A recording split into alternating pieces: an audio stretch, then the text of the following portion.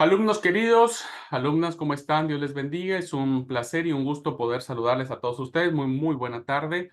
Para quienes están en clase presencial, Mario, Memanester, Esme, Dios les bendiga. Y bueno, quienes estarán viendo la clase grabada, es una alegría poder saludarles. Bueno, ofrezco una disculpa por no haber tenido la clase la semana pasada, por cuestiones de salud, no la pude dar, pero ya en algún momento voy a platicarles cómo recuperaremos la clase, depende cómo vayamos avanzando en estas sesiones, y si no, bueno, yo grabaría la clase en algún momento y la estaría compartiendo con todos ustedes. Así que bueno. Vamos a iniciar o continuar con lo que nos quedamos. No sé si mis hermanas o hermanos que están en clase presencial se animan a recordarnos un poquitito qué vimos por última vez, qué tema, qué tópico que estábamos analizando. Ya vimos en la primera unidad temática un poco la figura del autor, ¿verdad? Y espero que hayan disfrutado la lectura y enviado su ensayo sobre Pablo. Y ahora estamos viendo otra cosa. ¿Alguien se anima a recordar en qué nos quedamos, que vimos la sesión anterior?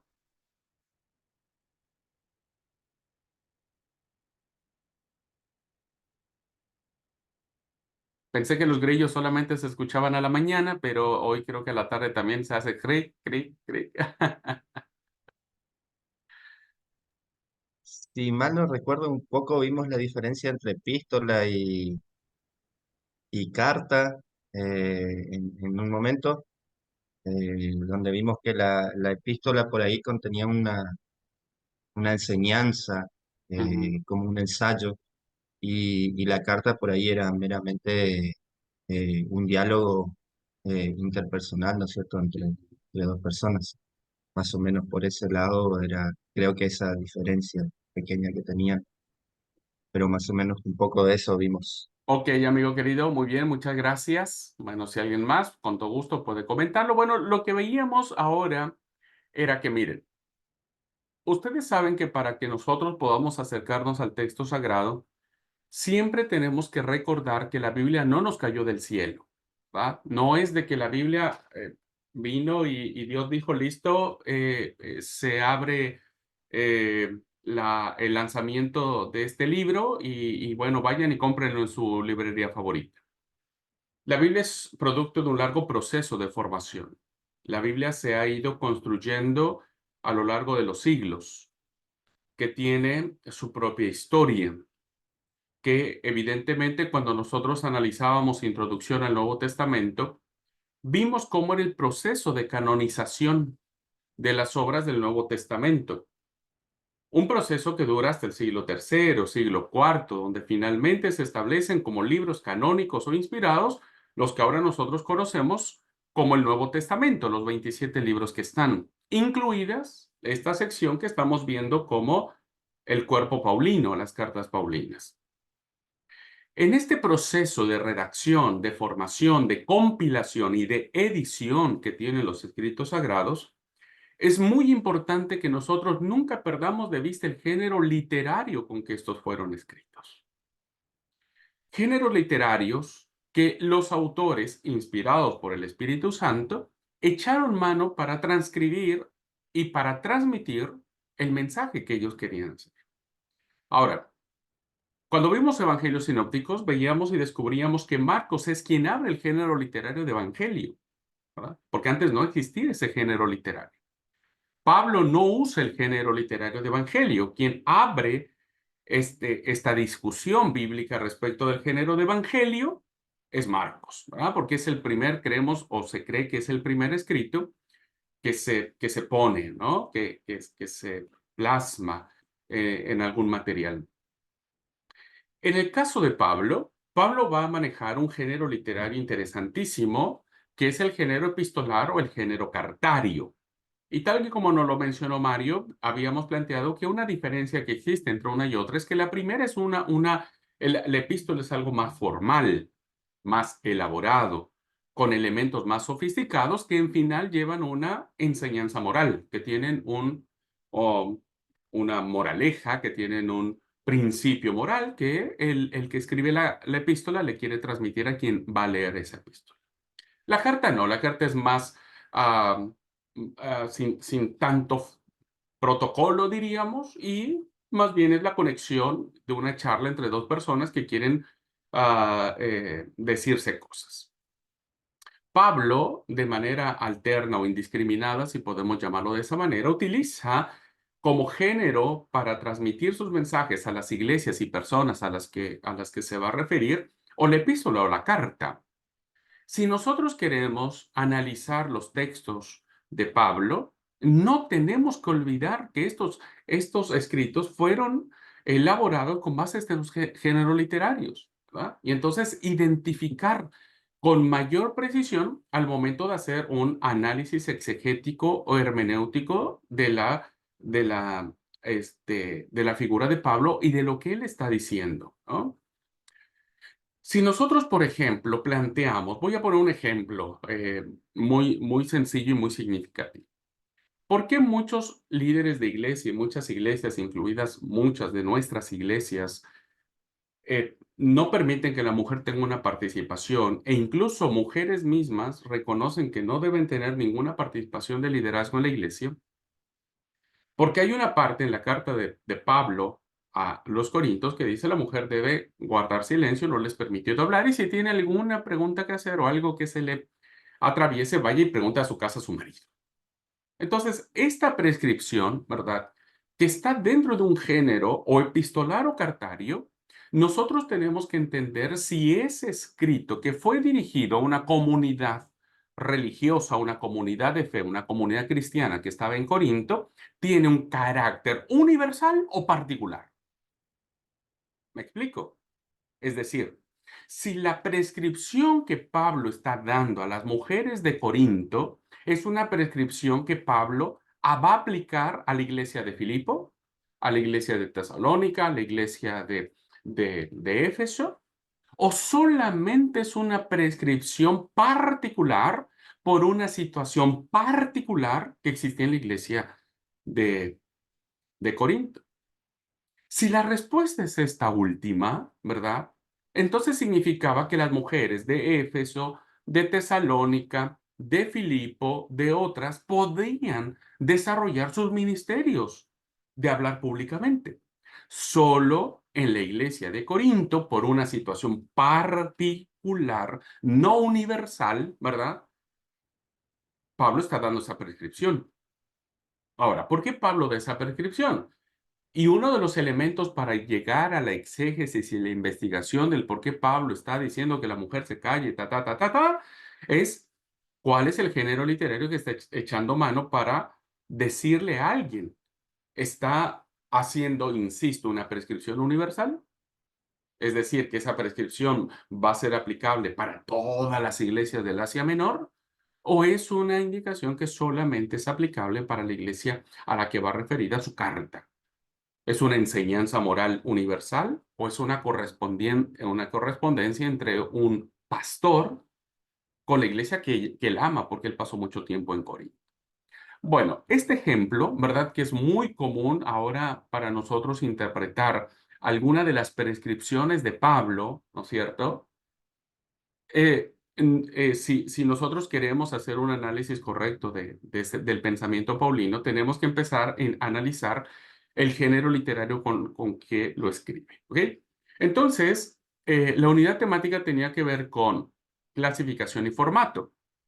Ya vimos la clasificación, epístola o carta. Esa es la clasificación. Se puede clasificar en epístola, género epistolar, podríamos decir la epístola del apóstol Pablo a los filipenses, o un documento cartario, carta del apóstol Pablo a Filemón, ¿verdad? A Filemón.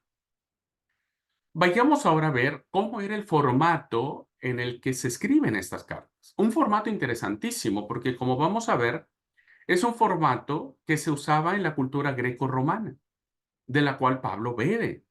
Pablo va a, a las universidades donde hay un diálogo entre los filósofos griegos y la fe judía, toda vez que recuerden que Pablo nunca dejó de ser judío, ¿va?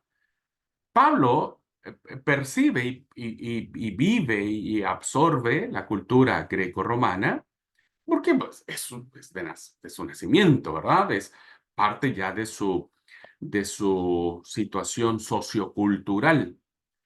Así que estos escritos también van a tener su impronta grecorromana. Voy a proyectar la presentación para que nos guiemos sobre eso. Dijimos entonces que las cartas en términos generales se van a establecer en un formato que va a tener 4 elementos, ¿verdad? Generalmente se estila así, no significa que en todas las cartas sí o sí están estos elementos, pero en su mayoría sí. Fórmula introductoria, acción de gracias, cuerpo o mensaje de la carta y la fórmula conclusiva. Vamos a ir mirando una a una para que ustedes vayan identificando, ¿verdad? Y vean ustedes estos escritos no como algo que a veces creo que alguien que no tiene este conocimiento cuando va a la iglesia y dice, bueno, busquemos la carta del apóstol Pablo a Timoteo, capítulo 2 versículo 5 y ni siquiera nos ponemos a percatar en todas estas situaciones. Pero eh, en lo particular me parece interesante. Bien, veamos el tema de la fórmula introductoria, ¿verdad? La fórmula introductoria de una carta greco-romana del mundo helénico, recuerda, estábamos siglo primero de nuestra era, tenía 3 elementos básicos. Era una carta que se escribía de una manera ah, común, ¿verdad? De una manera común. Cuando alguien escribía una carta, entonces, en una fórmula de introducción, siempre había 3 elementos básicos. Primero, identificar el remitente. Segundo, identificar claramente el destinatario o destinatarios. Y tercero, un saludo, ¿verdad? Aunque a veces hay otro componente que amplía el saludo. A veces varía, depende de la persona de cada autor, varía y después de un saludo puede el remitente escribir el recuerdo del destinatario, es decir, te saludo y me acuerdo mucho de vos, por eso te escribo esta carta, ¿verdad? Le puede añadir eso, era un añadido que se hacían en las cartas. Otro añadido, que insisto, depende mucho de la personalidad del autor, era la expresión del deseo de buena salud. ¿Para qué? Anhelo, confío, le ruego a los dioses que tu salud esté bien, que estés pasándola súper bien y que no tengas ninguna dolencia, ¿verdad? Y un añadido más era decirle, bueno, yo te quiero informar que yo estoy bien, ¿verdad? Yo estoy bien de salud, la estoy pasando bien, gozo de cosas buenas, los dioses me han favorecido, y eso era un añadido al saludo, ¿verdad? Entonces, vamos a ver uno a uno de estos elementos, pero recuerde, la fórmula introductoria, estamos viendo el primer paso, consta de 3 elementos: remitente, destinatario y saludo. Vamos a hacer primero un análisis de cómo se manejaba esta correspondencia o esta literatura grecorromana, siglo primero, y lo vamos a comparar con los textos de Pablo, las cartas de Pablo, las epístolas de Pablo. Veamos el tema del remitente. ¿Ah? El remitente era muy importante. ¿Por qué? Porque es la expresión del nombre del que va a escribir, el autor de la carta.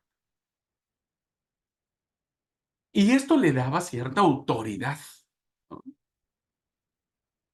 Identificado a veces con mayor precisión por un título que determinara su autoridad, ¿no? Pudiera ser un rey, un escribano, el emperador, podría ser el procurador de una provincia, podía ser el curador del tesoro del Estado. Entonces, cuando se escribió una carta greco-romana, se ponía el nombre y bueno, yo, Abraham Marín, director del Seminario Bíblico Argentino. Eh, Iba asociada la personalidad del remitente con algún oficio, algún cargo de renombre que hacía que el escritor gozara de autoridad, ¿verdad? De autoridad. Cuando nosotros lo miramos en las cartas paulinas, fíjense lo que sucede. En la primera y segunda carta a los tesalonicenses, ¿verdad? Pablo se identifica solo como Pablo, solo como Pablo. Vayan tomando su Biblia y vayan verificándolo. Yo les pido que tratemos de, ya a estas alturas, nosotros tenemos que aprender a manejar la Biblia muy rápido, ¿verdad? Muy rápido. Ya tendríamos que identificar dónde está Tesalonicenses, dónde no.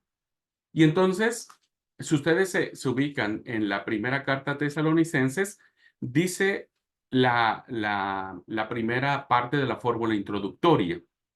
Pablo, Silvano y Timoteo. Solo dice Pablo.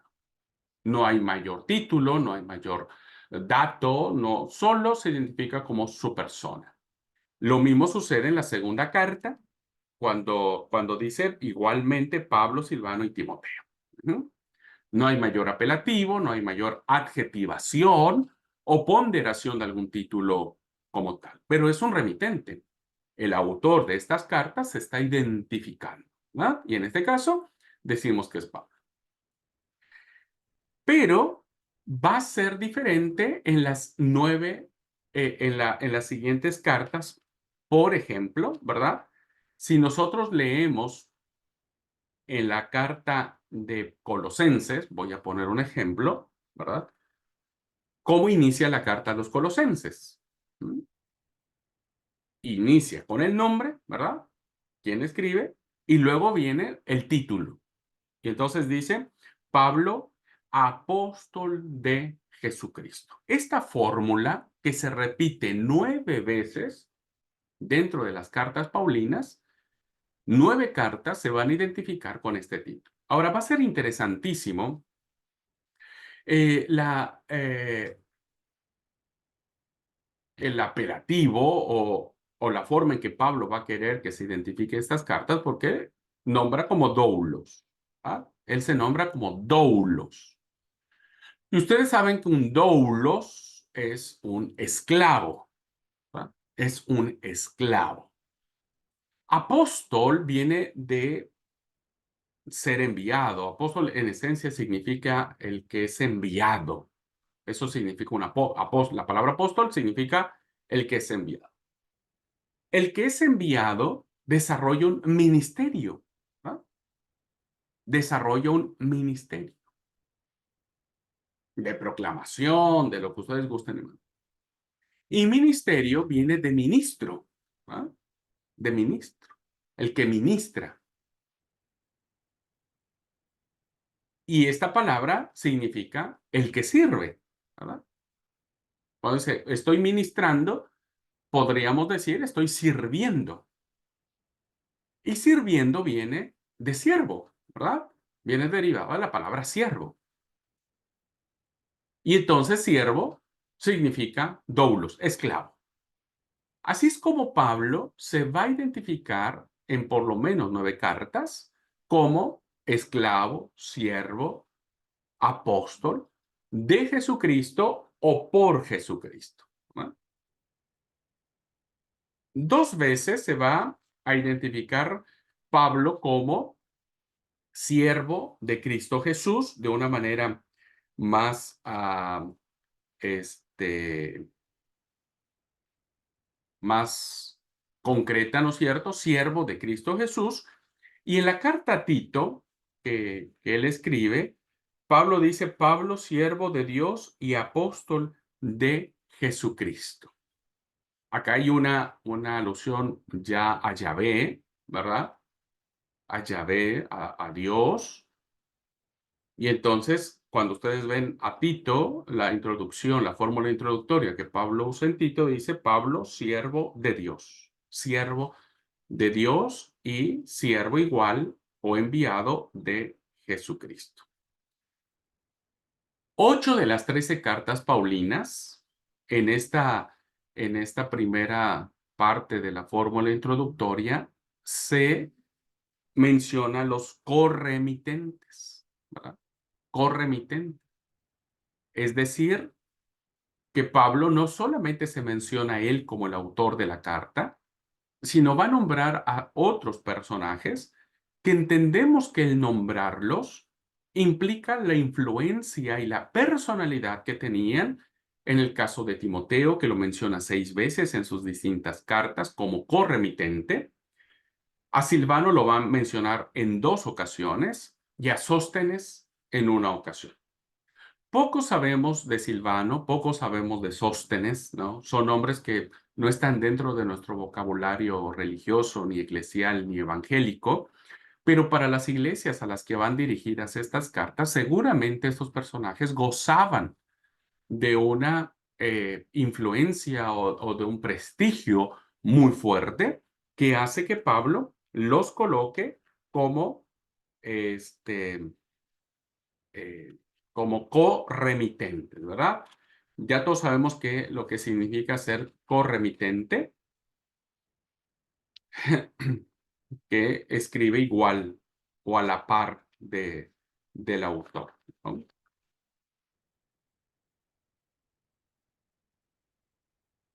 Bueno, estoy identificando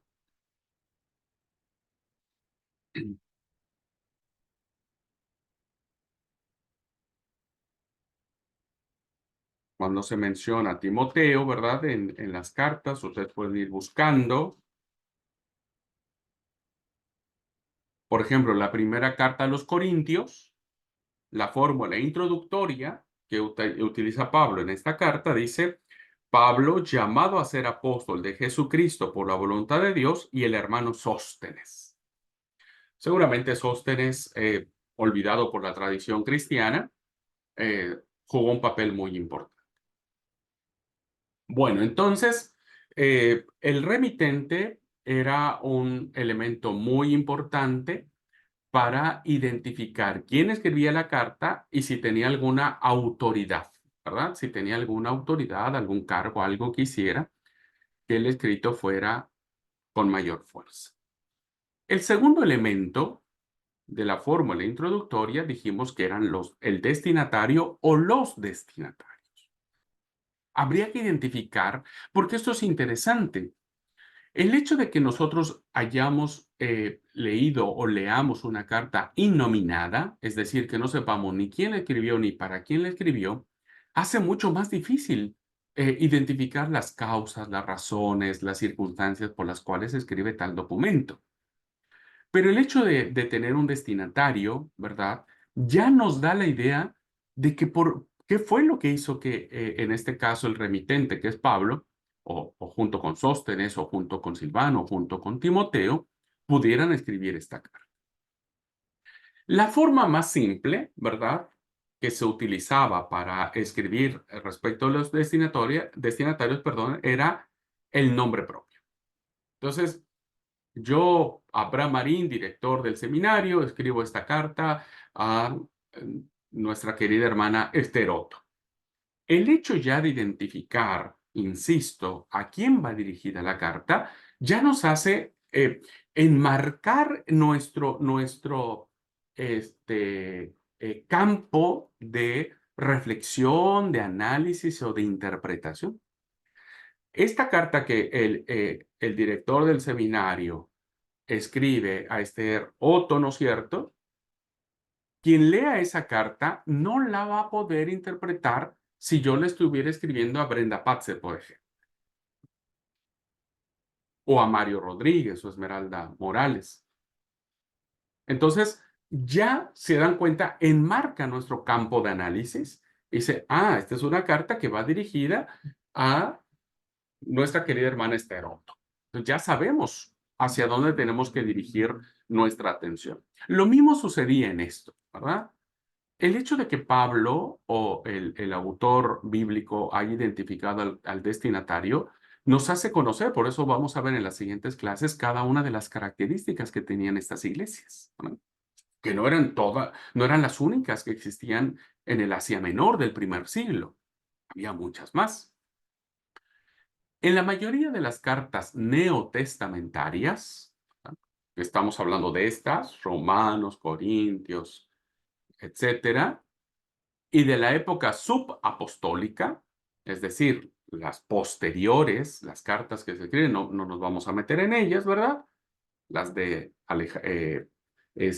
Clemente de Alejandría o las de este, Ignacio de Antioquía, etcétera. Esas son otras cosas. Son comunidades citas en determinados regiones, perdón, no renglones, regiones, determinadas regiones principalmente geográficas.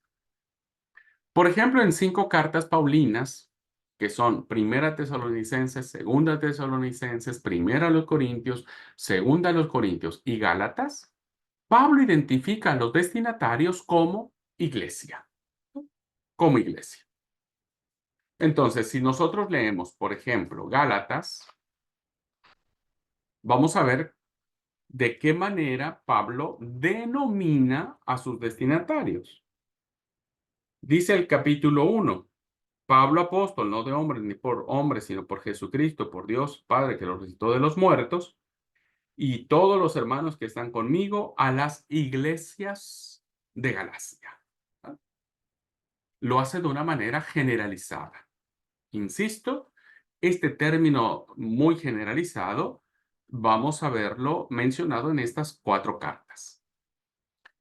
En 4 cartas, que es Filipenses, Romanos, Colosenses y Efesios, la denominación que va a usar Pablo no será la de carta, perdón, no será la de iglesia o iglesias, sino será la de santos, ¿verdad?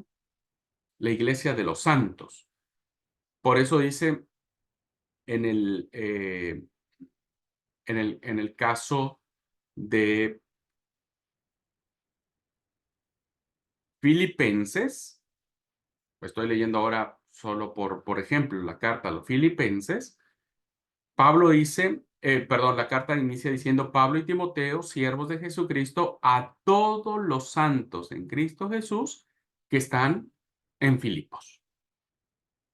Es muy interesante cómo Pablo, de alguna u otra manera, jugando en estos géneros literarios de definición o de identificación de los destinatarios, algunos los llamará iglesia o iglesias y a otros los llamará los santos de Dios.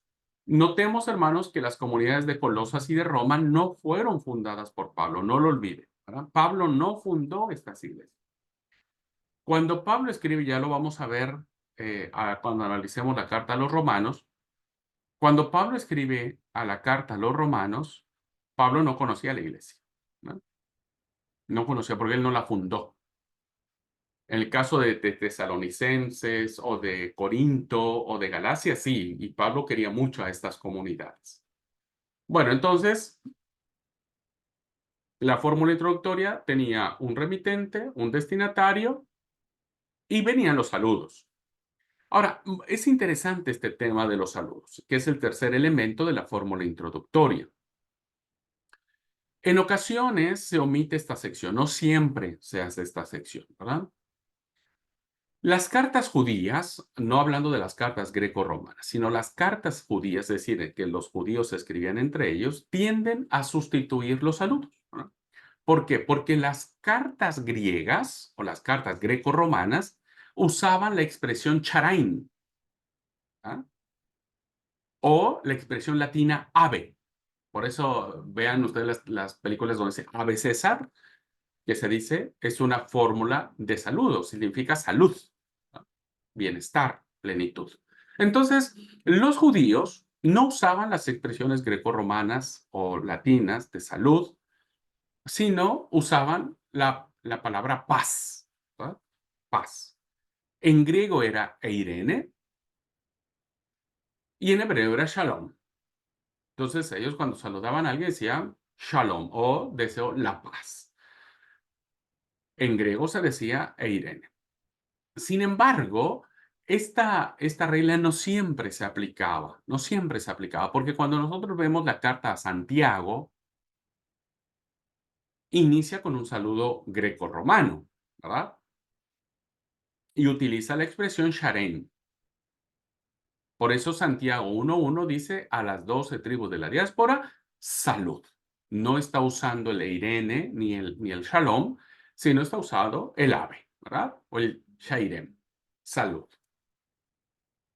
Ahora bien, ni el judío paz, que el shalom con el que se iniciaban los saludos, ni el griego salud, utilizados solo son típicos de las cartas neotestamentarias, puesto que estas, tanto paz como salud, emplean una combinación de dos o tres sustantivos que Pablo va a usar de manera indiscriminada en sus cartas.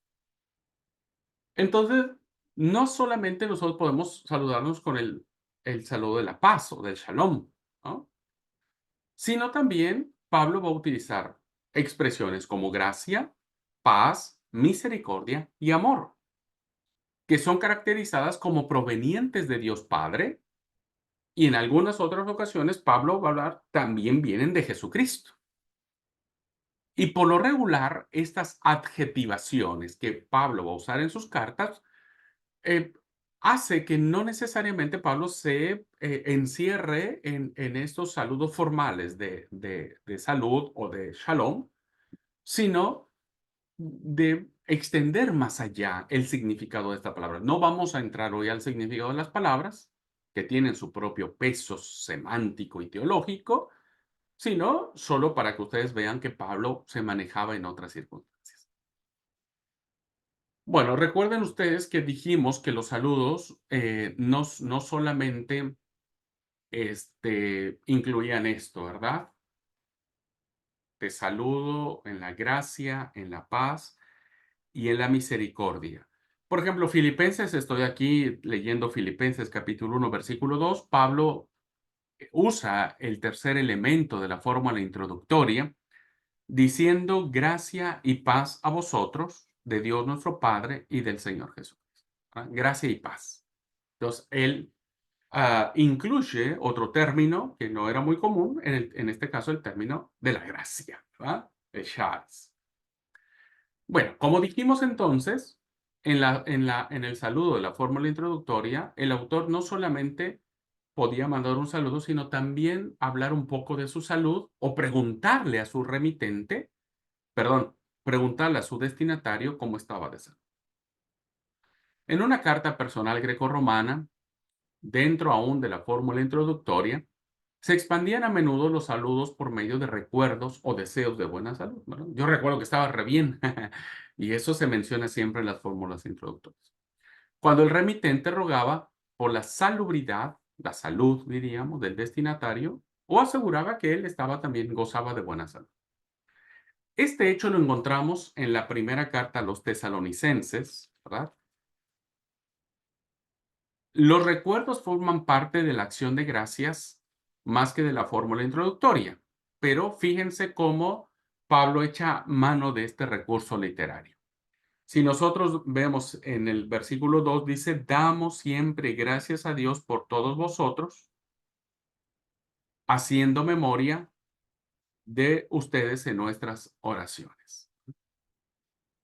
Es decir, que tras el damos gracias del versículo 2, la carta continúa en el versículo 3 diciendo, haciendo o acordándonos sin cesar delante del Dios y Padre nuestro de la obra de vuestra fe, del trabajo de vuestro amor y de vuestra constancia en la esperanza de nuestro Señor Jesucristo. Entonces, Pablo les recuerda, dice, yo me acuerdo muy bien de cómo ustedes trabajaban, hacían las cosas, y este recuerdo, ¿verdad? Este recuerdo bueno de algo que estaba sucediendo, Pablo no lo desarrolla en el cuerpo de la carta, sino lo hace en la fórmula introductoria. Así que cuando ustedes lean los primeros 1, 2, 3 versículos de cada carta de Pablo, ustedes van a identificar estas fórmulas introductorias. Que recuerden, debe mencionarse el remitente, el destinatario y el saludo, ¿verdad? Y el saludo. Bueno, ahora vayamos al punto número 2. Recuerden que estamos viendo 4 puntos. Fórmula introductoria, acción de gracias, cuerpo de la carta o el mensaje y la fórmula conclusiva. Hemos visto la primera, que es la fórmula introductoria, que se desarrolla con 3 secciones, remitente, destinatario y los saludos. Ahora, viendo el punto número 2, que es la acción de gracias, en las cartas grecorromanas o en las cartas helénicas, la fórmula introductoria es seguida, es decir, después de todo este protocolo, viene una afirmación del remitente, de quien escribe, en la que éste da gracias, ¿no? Por eso viene la palabra Eucaristía. Nosotros celebramos el domingo 21 de abril una Eucaristía, ¿verdad? Que es una acción de gracias en el partimiento del pan y en el repartimiento de la copa y el vino. No es un término católico romano, ¿verdad? Que a veces uno dice, eh, tomamos la Eucaristía y pensamos que es una palabra católico romana. No, no, no, era una palabra griega que significa acción de gracias. Entonces, un ejemplo de esto lo vemos en la segunda carta, perdón, el segundo libro de los Macabeos. Recuerden que el segundo libro de Macabeos es un libro apócrifo para nosotros o deuterocanónico para la Iglesia Católica, en donde él inicia, el autor de este libro, que es el segundo de Macabeos, capítulo 11, versículo 1, versículo 11, diciendo, da gracias a los dioses por razones concretas, por ejemplo, la liberación de una calamidad. Si ustedes dejan un minutito, tengo aquí la Biblia con los libros deuterocanónicos, espero no tardarme mucho, pero para leerles lo que dice el segundo libro de Macabeos en el capítulo 11, capítulo 1, versículo 11. Fíjense cómo dice. Estamos hablando de una literatura greco-romana. Recuerden que los libros Macabeos, Judith, Tobías, etcétera, etcétera, fueron escritos dentro del periodo greco-romano, dentro de el imperio griego. Entonces, segunda de Macabeos, capítulo 1, versículo 11, dice, librados por Dios de grandes peligros, le damos gracias de todo corazón, ya que el combate contra el rey fue en nuestro favor, pues expulsó a los que luchaban contra la ciudad santa. Entonces, las cartas grecorromanas venían con una alusión muy fuerte de liberación divina. Entonces, la gente decía, gracias damos a los dioses porque nos liberaron de cualquier situación, de peligros, de muerte, etcétera. Pero en el texto sagrado, en las cartas paulinas principalmente, la acción de gracias paulinas que no encontramos en Gálatas ni en Tito, aparece una estructura diferente. No va a seguir la regla greco-romana. La fórmula introductoria es la usual. Por ejemplo, si nosotros leemos alguna otra carta, siempre dice, ¿no? Yo, en el caso cuando Pablo escribe solo, o nosotros cuando escribe con corremitentes, damos gracias a Dios. ¿Por qué? O doy gracias a mi Dios. ¿Por qué? ¿Va? Entonces, Pablo identifica claramente quién es el autor de su estado benefactor. La razón concreta, ¿verdad? La razón concreta de esa acción de gracias no es la liberación de algún desastre, de algún peligro, de alguna calamidad. Pablo no está dando gracias a Dios por eso, sino por la fe de la iglesia o de los santos a quien Pablo escribe. Esa es su acción de gracias. Pablo va a dar gracias la, este, por la fe que tuvieron esas iglesias, ¿verdad? Y la súplica en esta misma acción de gracias se refiere a la continuidad de tal fidelidad. Les ruego, les suplico que ustedes puedan seguir compartiendo esta experiencia de fe, de amor, etcétera, etcétera, ¿verdad? Por ejemplo, nosotros leemos en la primera carta a los Corintios. Dice el capítulo 1, versículo 4 de la primera carta a los Corintios. Gracias doy a mi Dios siempre por vosotros, por la gracia de Dios que os fue dada en Cristo Jesús, porque en todas las cosas fuisteis enriquecidos en él, en toda palabra, ¿verdad? Y en toda ciencia. Y sigue Pablo del versículo 4 al 9 con esta acción de gracias, porque él da gracias por los dones espirituales. Gracias doy a mi Dios, dice. Gracias doy a mi Dios, versículo 4. Siempre por vosotros, por la gracia de Dios que os fue dada en Cristo Jesús. Entonces, esta acción de gracias es fundamental, no solamente para el mundo grecorromano. Lo que Pablo se distancia es que Pablo no entiende, Pablo entiende que lo que está sucediendo en las iglesias no es cuestión de la suerte porque los dioses protegieron a tal o cual persona, sino por la acción. Él da gracias a Dios por la fe que hay en esas congregaciones, en esas iglesias. Vamos a ver algunos ejemplos. Perdón, a veces algunos de los temas del cuerpo de la carta se anticipan en la acción de gracias.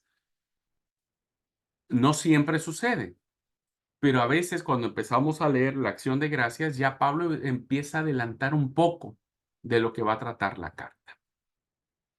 Así que la acción de gracias es fundamental, ¿verdad? Y vuelvo a repetir, lo que vamos a encontrar en las cartas paulinas es que la acción de gracias que va a tener Pablo va a estar en función de la fe de la iglesia. Y en muchas ocasiones Pablo va a exhortar, va a suplicar, va a pedir que la iglesia se siga manteniendo en esa fe, ¿verdad? En esa fe a la cual fueron llamados. Ujú. Siempre hay que dar gracias. Muy bien, entonces esta es la segunda sección de el formato de que Pablo está echando mano. El tercer elemento que encontramos ya viene el cuerpo de la carta, el motivo, la razón, ya debe haber un desarrollo de ideas, ¿verdad? Un desarrollo de ideas, una exposición, a veces sistemática de alguna idea, a veces ideas dispersas, a veces, viste, cuando vos estás escribiendo una carta y si es una carta, vos no llevas un orden, te acordás de alguna cosa, la anotás y luego saltás a otra cosa, también lo anotás y cuando miras, dices, bueno, estoy diciendo muchas cosas, pero bueno, sé que quien va a leer esta carta me va a entender. A veces las ideas son ordenadas, como en el caso de Romanos, ¿verdad? La carta a los Romanos es una carta muy sistemática, muy sistemática. Pero, por ejemplo, la carta a Filemón no es tan sistemática. Pablo va escribiendo conforme le va saliendo del corazón, ¿verdad? Y entonces va articulando algunas ideas, va acordándose, le va pidiendo, lo amenaza a Filemón, ¿no? Etcétera, etcétera. Eh, el cuerpo de la carta se define a veces como lo que hay entre la fórmula introductoria, ¿verdad?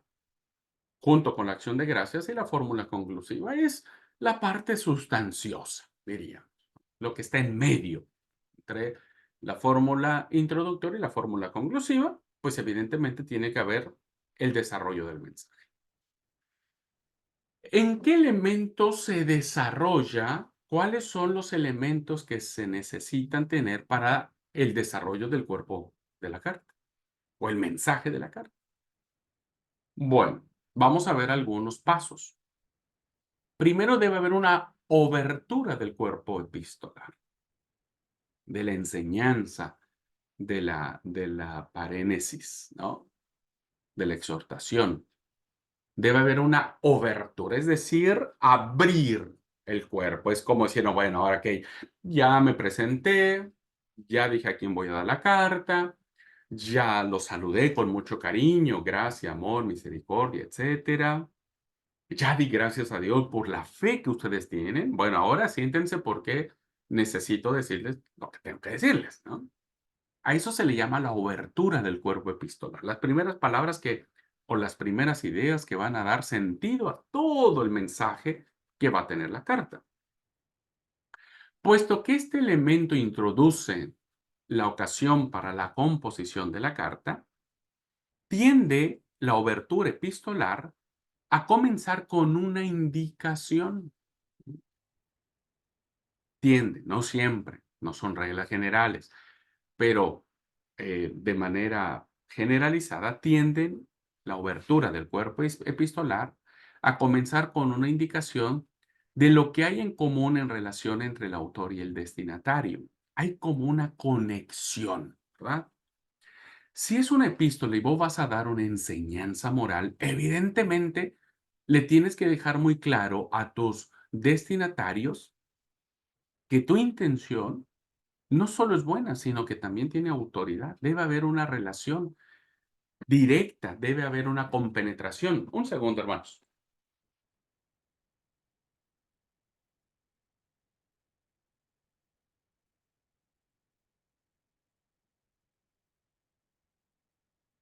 Y entonces, por ese motivo, en la forma en que se hace la obertura del cuerpo epistolar, encontramos varias frases en el cuerpo de las cartas seculares, ¿verdad? Estamos haciendo este comparativo entre las cartas greco-romanas y el formato que usa Pablo para escribir sus. ¿Qué ejemplo damos de estas oberturas epistolares en las cartas seculares? Bueno, esto es lo que en las cartas antiguas se han encontrado como esta transición, ¿me entendés? Como este decir, bueno, deseo que sepas que he escuchado, me he enterado de. No pienses que yo me quiero meter en tu vida, pero la verdad que estoy preocupado por vos. Por favor, no cometas tal cosa, no hagas tal circunstancia. Me sentí apesumbrado cuando escuché la noticia de lo que había sucedido en tu casa, o admirado, o me sentí muy alegre cuando escuché de tu emprendimiento, del nacimiento de tu hijo. A veces la obertura de la epístola inicia con una frase como diciendo, te he escrito anteriormente sobre tal cosa, no he escuchado respuesta y necesito saber qué pensás. O finalmente hay expresiones como apelo a tu conciencia, a tu buena fe, a tu etcétera, etcétera.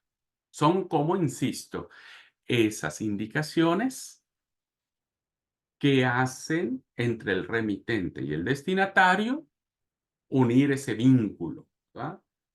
Que hará que el destinatario le haga sentido lo que va a escuchar en las cartas. Ahora, vamos a ver los ejemplos, cómo se hacen las oberturas en las cartas paulinas, ¿no? Ya en las cartas de Pablo. Generalmente, tales frases manifiestan una expresión inicial de alegría, estas que acabamos de decir. En especial por las noticias sobre la bienandanza de los destinatarios, es decir, me he enterado que están bien. Estos ejemplos que vemos aquí de Filipenses, de Segunda de Timoteo y de Filemón, son claros ejemplos de cómo Pablo hace esta obertura epistolar, va preparando el terreno. Y entonces, por ejemplo, Filipenses capítulo 1, versículo 4 dice, siempre en todas mis oraciones, rogando con gozo por todos vosotros. Es decir, Pablo expresa en la obertura de su discurso, de su mensaje que va a decir posteriormente, el gozo sentido al rogar o al orar o al pedir a Dios por ellos. Y lo hace con gozo. Lo hace con gozo. En segunda de Timoteo, capítulo 1, versículo 4, dice, deseando verte al acordarme de tus lágrimas para llenarme de gozo. Es decir, el remitente, en este caso Pablo, desea ver al destinatario de modo que su alegría fuese completa, ¿verdad? Por eso dice, deseando verte al acordarme de tus lágrimas para llenarme de gozo. Y en la carta a Filemón, en el versículo 7, dice, Pues tenemos gran gozo y consolación en tu amor, porque por ti, oh hermano, han sido confortado el corazón de los santos. ¿Cómo abre Pablo su epístola? Perdón, su carta en este caso. El autor, es decir, Pablo, ha recibido ya gran contento, se ha sentido satisfecho, pleno, orgulloso por el amor del destinatario hacia él. Incluso lo llama, oh hermano. Entonces, estas frases permiten, insisto, hacer estas conexiones, a veces tiernas, a veces llenas de sentimiento, como en el caso de Timoteo, donde él recuerda las lágrimas, ¿no? Hay una profunda emoción, hay un profundo sentimiento, y Pablo no es que de golpe dice, bueno, ahora te voy a decir de golpe. Él hace se le llama la obertura del cuerpo epistolar. ¿Ok? Segundo elemento que se maneja en el cuerpo de la carta, la coda o conclusión del cuerpo de la carta. Ujú. La coda. Es decir, cómo cierra el mensaje. Después de que Pablo ha dicho todo lo que quiso decir a través de sus cartas, viene la conclusión. No estamos hablando de la fórmula conclusiva, ¿eh? Estamos hablando de la conclusión del mensaje, del cuerpo de la carta. Entonces, el otro segmento del cuerpo de la carta greco-romana que tiene características predecibles es la conclusión. ¿Qué significa esto? Significa que aquí el autor solidifica, ¿no? Reafirma, recapitula, confirma lo que ha escrito en el cuerpo de su carta. ¿Mm? Es decir, Pablo ya dijo todo lo que tenía que decir, ¿no? Ya le dijo a los corintios que no, no se compliquen con el tema de la carne sacrificada a los ídolos, que no toleren al tipo este que se acostó con su madrastra. Ya le dijo a la iglesia de Corinto que no se peleen por los dones espirituales, etcétera, etcétera. Entonces, él tiene que terminar ese segmento de su mensaje. A ese se le llama coda, ¿ok? A eso se le llama coda.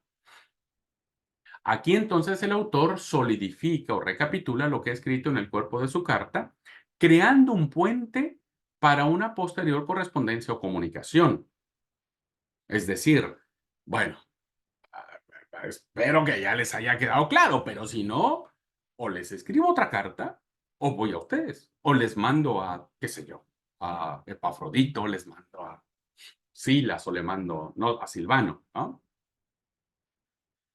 Las cartas paulinas, cuando los miramos, los identificamos de la siguiente manera en las cartas paulinas, las codas. Primero lo hacemos, vamos a mirar algunos ejemplos, ¿eh?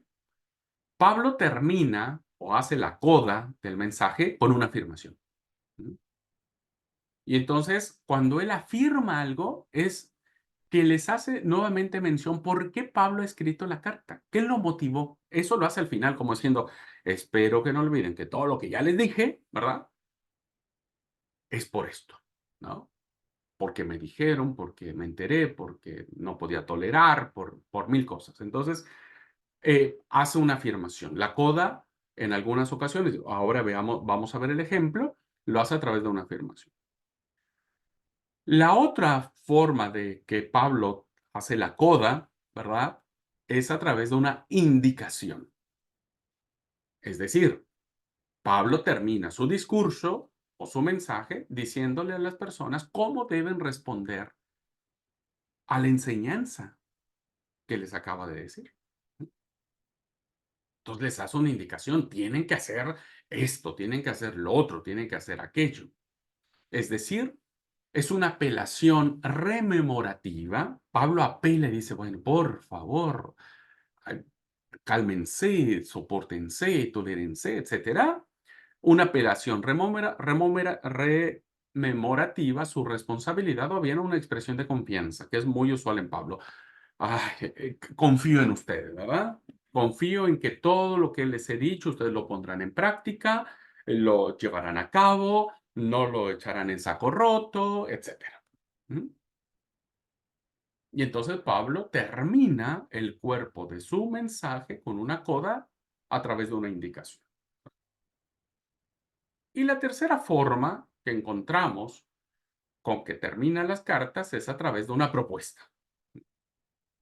O sea, no solamente les dice por qué escribió, no tan solamente les dice confío en ustedes que van a hacer lo que yo les dije, ¿verdad? Sino les hace una propuesta. En el caso de la propuesta, al final de este cuerpo, la carta, es que Pablo dice, bueno, espérenme, yo voy a ir a verlos, ¿verdad? Voy a ir a verlos, estoy haciendo, pero en el verano voy para allá y allá charlamos. O envío a alguien, ¿no? O les escribo una carta posteriormente. ¿Mm? Una carta posteriormente. Estos tres elementos con los que Pablo echa mano para cerrar el cuerpo de su mensaje, insisto, no lo olviden, es la coda o conclusión del cuerpo de la carta. ¿Mm? Esto va a ser muy importante porque estos elementos son los que ustedes tienen que ir desarrollando de manera formal cuando escriban su carta a la congregación donde ustedes están, donde están pastoreando, donde están congregando, perdón. Debe haber fórmula introductoria con los tres elementos, debe haber la acción de gracias, ¿no? Manejando o salud, o paz, o gracia, o amor, o misericordia, o dar un saludo, ver cómo está la iglesia, o que ustedes mencionen sobre su salud. Debe haber una obertura epistolar, ¿no? Tiene que haber como abrir, debe haber un mensaje, lo que ustedes quieren decir. El mensaje lo vamos a ver conforme desarrollemos los mensajes de las cartas de Pablo, y debe haber una coda, ¿ah? Debe haber una coda, a través de una afirmación, de una indicación o de una propuesta. Veamos los ejemplos.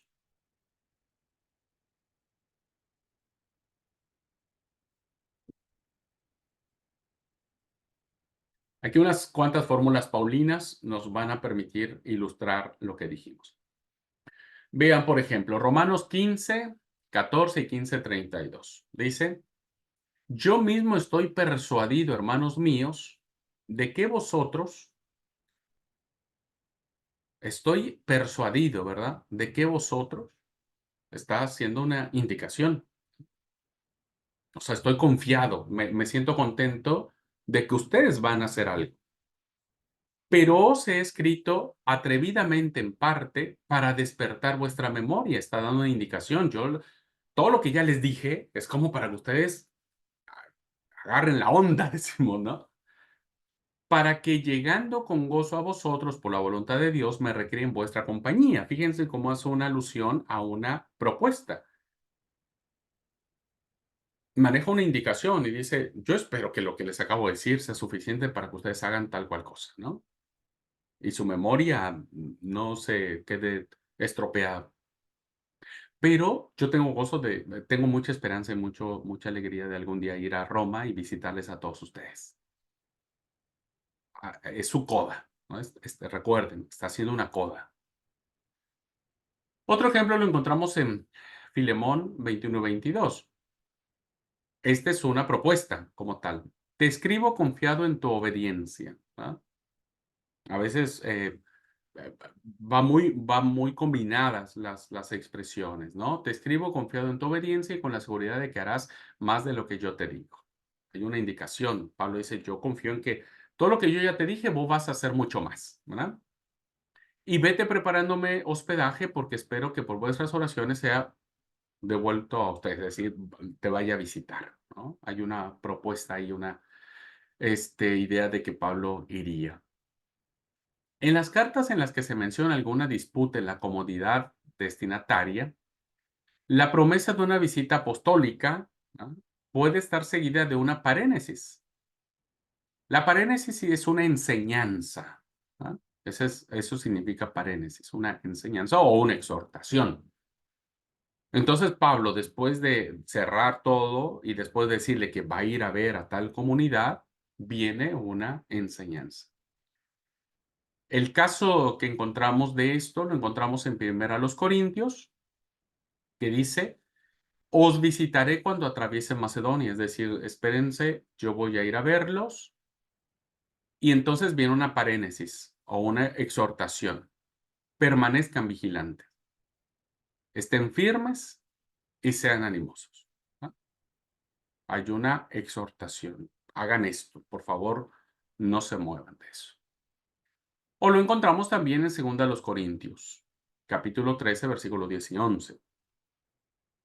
Por eso os escribo mientras estoy ausente, para que cuando esté presente, es decir, cuando vaya a verlos, no necesite usar, o sea, no necesito usar un palo como para agarrarlos, ¿verdad? Y entonces viene la parénesis y la exhortación. Perfecciónense y exhórtense mutuamente. Entonces, es así como Pablo, en términos generales, va a cerrar su mensaje, no la carta, ojo, su mensaje, ¿ok? Su mensaje. Y finalmente, los elementos que componen la fórmula conclusiva es que hay dos expresiones convencionales que señalan el final de una carta grecorromana. Es decir, ¿cómo termina una carta helénica? Primero, con la expresión del deseo de buena salud. Deseo que estés bien, me despido rogando a los dioses de que todo sea perfecto. Y lo segundo, con un eros, ¿verdad? Con un término de despedida. Es como, no sé, ustedes algún día escriben una carta, no sé cómo concluyen sus cartas. A veces, si es una carta formal, siempre decimos, quedo de usted, o estoy a sus órdenes, o eh, este, estoy para cualquier duda o aclaración, etcétera. Eh, o chao, ¿no? A veces ponemos chao. Eso es un término de especies, es un término griego que es erroso. Un ejemplo de cuán breve puede ser este rasgo podrían ser las dos líneas finales del papiro, un papiro antiguo, el 746, que dice al final, ¿cómo cierra la carta? Ya la carta, ¿eh? Ya la carta en su totalidad dice, en cuanto a lo demás, cuida de permanecer en buena salud. Adiós. ¿Mm? Adiós. Entonces tenemos aquí estas dos expresiones que eran muy comunes, que se usaban para cerrar un documento, una carta. Que estés bien, chao. Chao, diríamos nosotros. Pablo, en cambio, nunca concluye sus cartas con un deseo de salud o con un error. Sí envía saludos, evidentemente. Basta ver la carta de los romanos para decir que envió saludos a un montón de personas, de parte de los colaboradores que están con él, dirigidos a gente que conoce la comunidad destinataria. Por ejemplo, cuando nosotros leemos Filipenses 4, 21 y 22, fíjense cómo Pablo termina esta hermosísima carta, epístola, ¿verdad? Diciendo, saludad a todos los santos en Cristo Jesús. Os saludan los hermanos que están conmigo, saludan a todos los santos y principalmente los de la casa de César. Realmente la fórmula conclusiva que usa Pablo no es tan abrupta, no es tan formal, es mucho más sentida. Pablo termina siempre con saludos, saludos fraternos, de amor, pues de tener a gente que conoce, ¿verdad? Lo mismo sucede en Tito 3:15, que dice, y todos los que están conmigo os envían saludos, saludad a todos los que nos aman en la fe. Estas fórmulas conclusivas de las cartas de Pablo, pues son fórmulas evidentemente llenas de afecto, de ternura, de un pastor que en muchas de estas ocasiones conocía a las personas a las que escribía la carta, las tenía en su mente, en su corazón, había comido con ellos, los había visitado, había charlado con ellos, etcétera, etcétera, etcétera. Por eso es que sus fórmulas conclusivas van a ir siempre en función de este, saludos fraternos, ¿verdad? Saludos de bendición. Además de estos saludos o de estas salutaciones, que forman parte, ustedes véanlo en muchos lados, ¿no es cierto? en todas las cartas. Colosenses termina diciendo los saludos de mi propia mano de Pablo para ustedes. Por ejemplo, dice este, eh, eh, Colosenses. Primera Tesalonicenses termina diciendo saludad a todos los hermanos con ósculo santo. Y así, ¿verdad? Eh, Segunda Tesalonicenses dice el mismo Señor de pasos, de siempre paz en toda manera, el Señor sea con todos ustedes. Los saludos de mi propia mano de Pablo, que es el signo de toda carta mía, etc. Bueno, aparte de esta fórmula de salutación que Pablo tenía muy típico, por regla, por alguna situación interesante, en algunos de sus documentos termina con una alabanza a Dios, una doxología a Dios, ¿no? Un canto a Dios, un pequeño estribillo, una pequeña canción de alabanza y de adoración.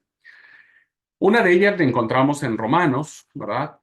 Capítulo 16, versículo 25 al 27. Esta es una canción, es una alabanza, es una glorificación. Y esto es maravillosísimo. Qué hermoso es que Pablo termine, aparte de los saludos, termina con una doxología teológica interesante. Fíjense lo que dice Romanos 16, 16. Y al que puede confirmaros, según mi evangelio y la predicación de Jesucristo, según la revelación del misterio que se ha mantenido oculto desde tiempos eternos, pero que ha sido manifestado ahora y que por las escrituras de los profetas, según el mandamiento del Dios eterno, se ha dado a conocer a todas las gentes para que obedezcan a la fe, al único y sabio Dios, sea gloria mediante Jesucristo para siempre. Amén.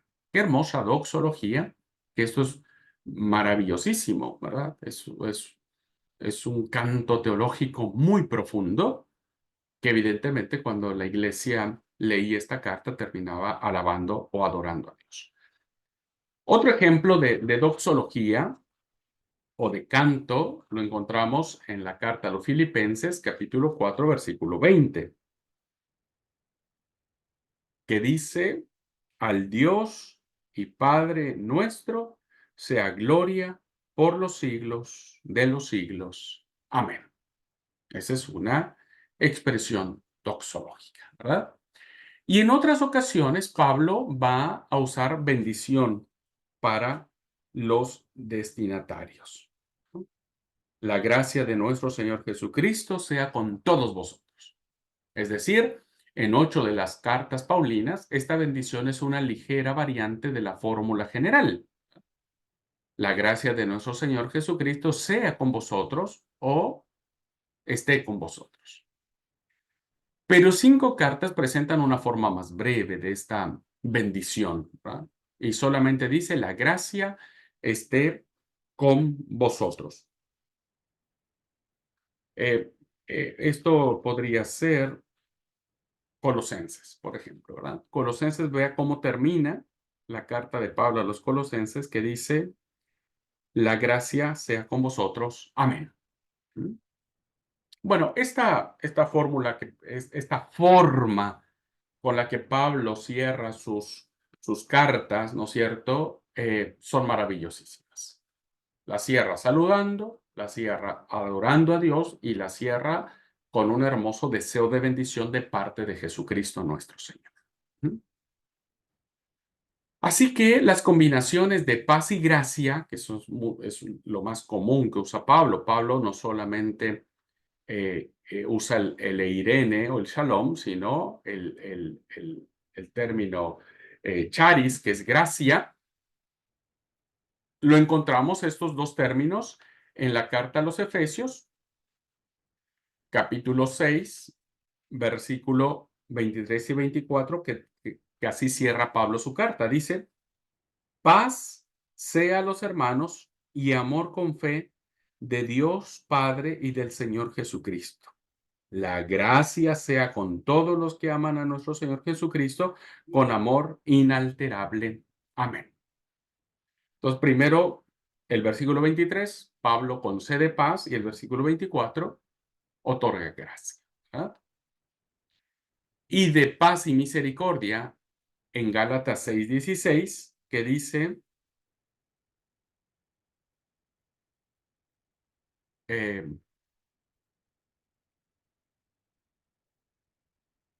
no, el dato ahí está mal, no es Gálatas, perdóname, sí es Gálatas, yo estoy leyendo Efesios.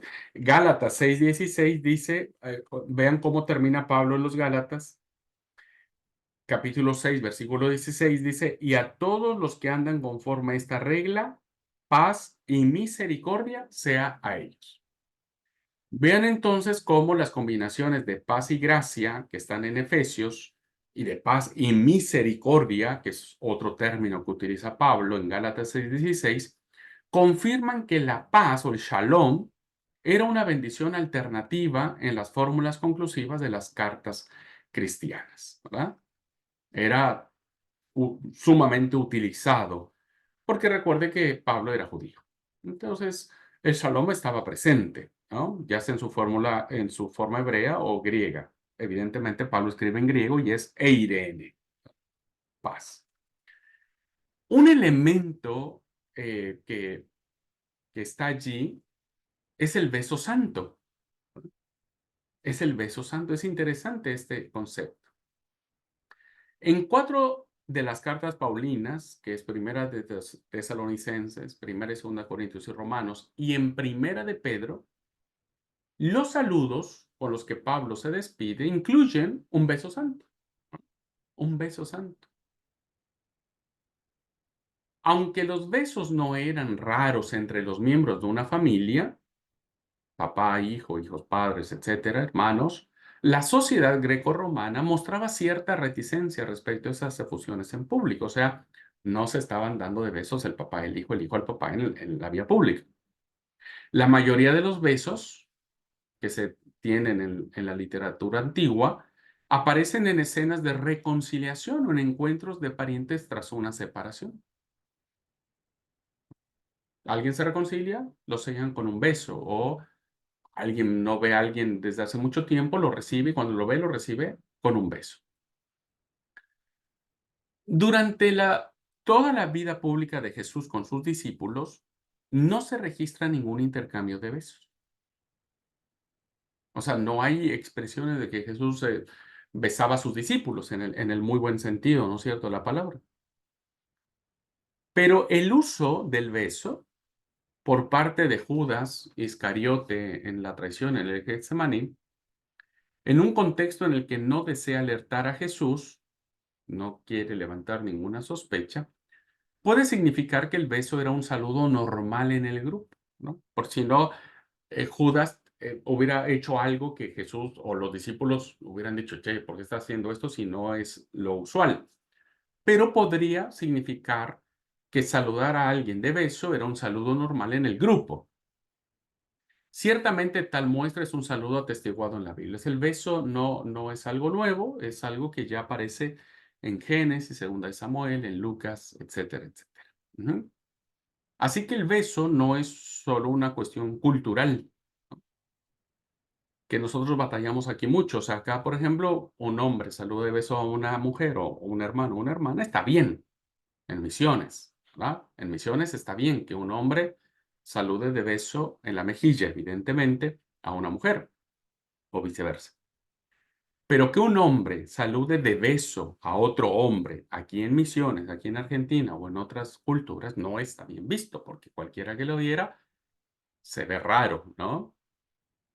Pero en el caso de ir a Buenos Aires, por ejemplo, allá los hombres se dan un beso, ¿verdad?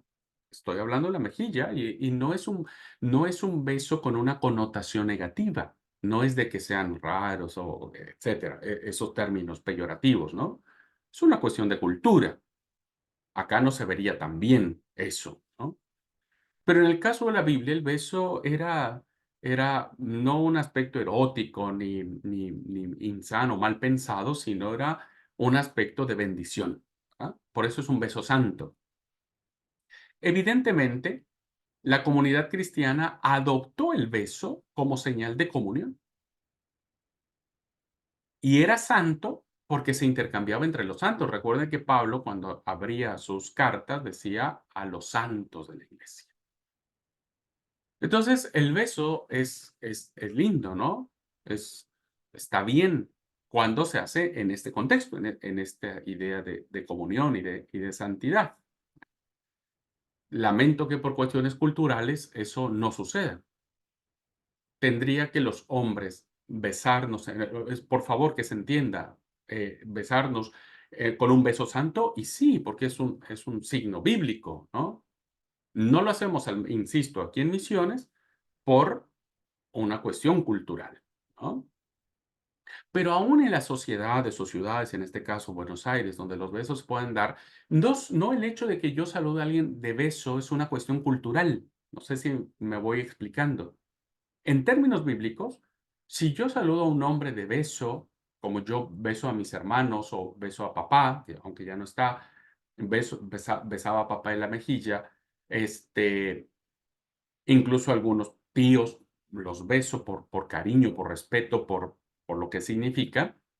No quiere decir que cuando yo bese a un hermano en la iglesia deba ser por una cuestión cultural. No porque yo viva en Buenos Aires puedo dar un beso a un hermano. Debe darse en un sentido de comunión espiritual. Debe darse en un sentido del cuerpo de Cristo en santidad y en comunión, ¿no? En santidad y en comunión. Ese es el verdadero sentido. Y bueno, insisto, lamento que hoy por las culturas los besos santos, entre todos, diríamos, se haya perdido, ¿no? Así que para cerrar la clase y haber hecho este recorrido interesante de la composición, tanto de la clasificación y formato de las cartas, como hemos notado, Pablo tiende a veces cuidado de incluir alguna frase indicando que escribe algo de su puño y letra. A veces es como una rúbrica, ¿verdad? Al menos respecto a las 4 largas cartas en las que hace esto, que es la carta a los Corintios, la primera, Gálatas, segunda de Tesalonicenses y Colosenses. Además de sugerir que el resto de la misiva había sido copiada por otros. Ya hablamos de los amanuenses, de los secretarios, de los coautores. Tales afirmaciones pueden implicar que Pablo ha controlado la totalidad del escrito, de modo que éste podía ser enviado justificadamente en su.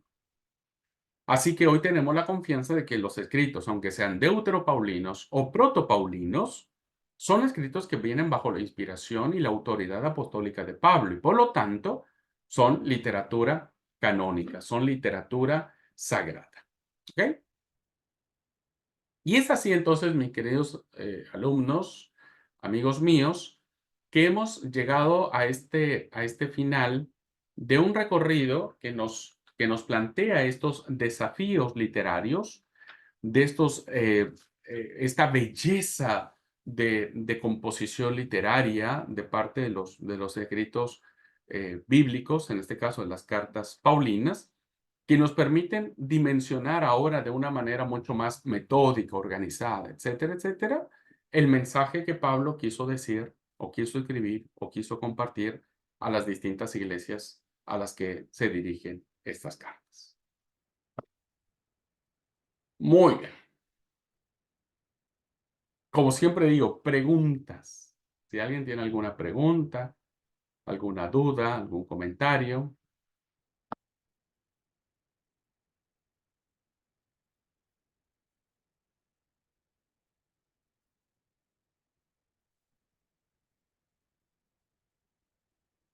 Es muy importante que ustedes repasen esta clase porque, insisto, estos elementos que acabamos de ver de formato son los que ustedes tienen que desarrollar en las cartas que van a elaborar como trabajo final.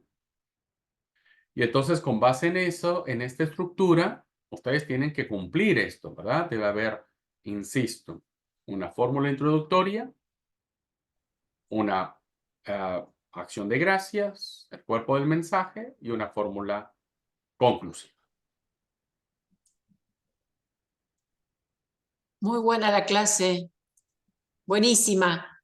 Y bueno, lo de los besos, no sé, solamente quiero decir lo que me ha tocado vivir, que hay muy distintas opiniones. Y no sé, en la iglesia se respeta más la cultura, mayormente los críticos, los que opinan, que lo del ósculo santo. Y bueno, por ahí alguna persona mayor quiere proteger a algún joven, ¿no? No sé. Yo tenía 16 años y estuve en Uruguay viviendo unos meses y el pastor de la iglesia, yo fui a un casamiento, él me mandó con jóvenes y él me dijo, no beses a los hombres. Era el consejo del pastor. Y yo decía, ¿por qué me dice eso? Era muy tímida, no sé, ni se me iba a dar por saludar a un hombre con un beso. No lo sé si lo haría o no, no recuerdo, pero bueno, era una forma de cuidar, no sé. Las personas tienen sus formas y hasta ahí llegan a veces y no se permiten más. Sí, por eso yo decía que a veces estas prácticas están condicionadas por nuestra cultura, por Ujú. experiencias que se han tenido, ¿no es cierto? Y que con base en estas experiencias uno determina, pero a veces uno tiene que pensar si las experiencias son más fuertes que el texto bíblico, ¿no es cierto? Que lo que esto conlleva, que es más fácil decir por una mala experiencia que tuve no lo hacemos, o decir por esa mala experiencia tenemos que recuperar el verdadero sentido bíblico de esto, ¿no? Por eso yo le decía, hacerlo en el sentido correcto, creo que es un signo de comunión muy interesante. La Biblia lo dice y a veces digo, para algunas cosas le hacemos caso a la Biblia y para otras cosas no le hacemos caso a la Biblia. Pero creo que tampoco pasa nada si no nos saludamos de beso, ¿no es cierto? Pero bueno, está allí. Hay varias, o sea, el hecho de que Pablo dijera, dense un beso santo, es una indicación paulina, ¿no es cierto? Es algo que Pablo veía como algo bueno en medio de una sociedad que también se malinterpretaba para cualquier lado. Recuerden Claro. ustedes que en aquel tiempo también, o sea, el hecho de que un hombre estuviera con otro hombre tenía una connotación también distinta a los valores del reino. Pero creo que a Pablo no le importaba mucho eso y dijo, creo que lo más importante es cómo nos distinguimos en la comunión los unos con los otros. Pero bueno, eh, creo que no va a pasar nada si tampoco lo hacemos. Creo que deberíamos hacerlo, pero creo que no pasaría nada. Pero sí es muy interesante. Lo importante es escribir la carta. Eso, exactamente. Exactamente. Yo estoy ansioso por escribir. Sus compañeros del año pasado escribieron hermosas cartas, así que bueno, sé que voy a leer hermosas cartas de parte de ustedes. Muy bien, pues si no hay alguna otra pregunta, deseo que Dios les bendiga, les mando un gran abrazote, cuídense mucho y nos vemos el día miércoles, Dios mediante, eh, para la clase. Bendiciones. Gracias, bendiciones.